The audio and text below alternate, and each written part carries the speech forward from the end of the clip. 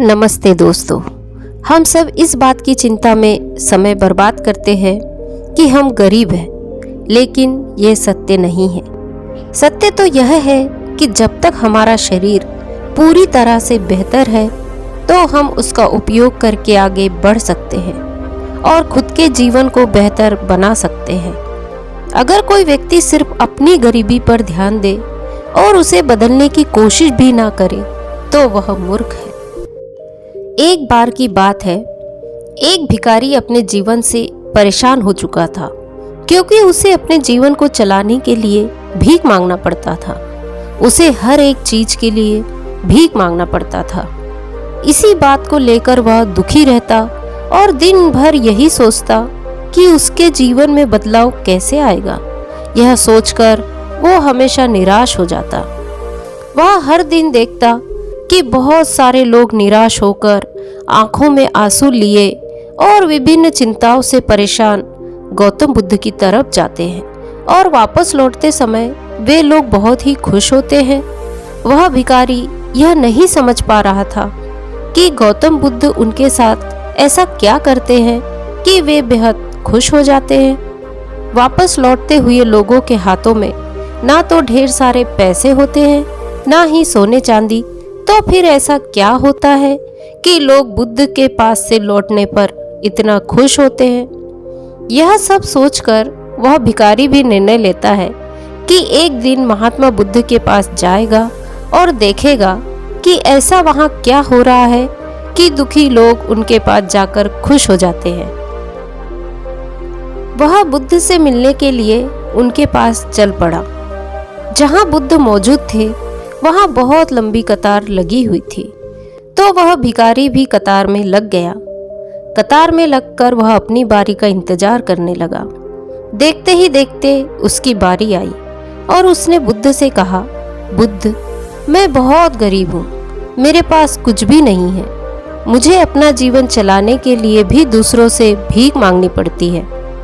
अब आप ही बताइए कि मैं अपने जीवन को कैसे बेहतर कर सकता हूँ। यह सब सुनकर बुद्ध ने कहा, तुम गरीब नहीं हो।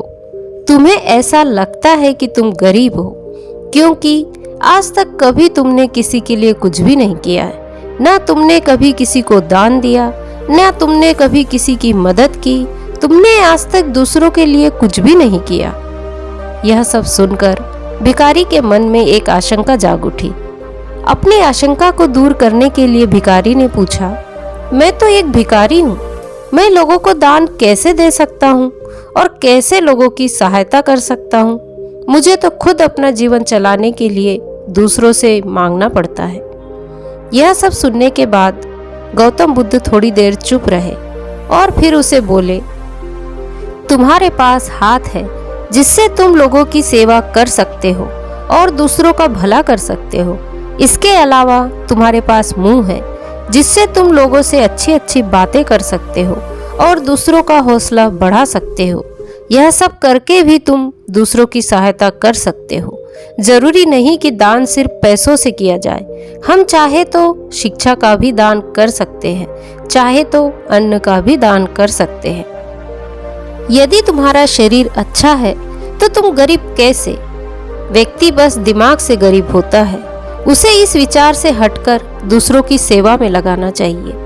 बुद्ध की यह सब बातें सुन लेने के बाद वह भिखारी बहुत ही ज्यादा खुश हो गया और उसका मन संतुष्ट हो गया। तो दोस्तों, कहानी से हमें यह सीख मिलती है कि हमें अपने आप को गरीब नहीं मानना है। यदि हमारा शरीर अच्छा है तो हम किसी भी तरह से आगे बढ़ सकते हैं और खुद के जीवन को बेहतर बना सकते हैं। इसके अलावा हमें इस कहानी से यह भी सीख मिलती है कि दान सिर्फ धन का नहीं होता। दान होता है शिक्षा का, भोजन का, अच्छे विचार का। अगर आपके पास धन नहीं है तो आप शिक्षा का दान कर सकते हो या फिर आप दूसरों के लिए अच्छे विचारों का भी दान कर सकते हो।